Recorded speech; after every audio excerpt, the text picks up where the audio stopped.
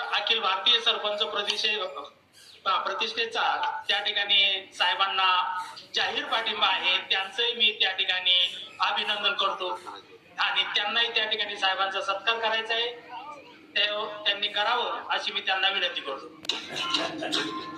अखिल भारतीय सरपंच परिषदेच्या वतीने साहेबांचं स्वागत होत आहे.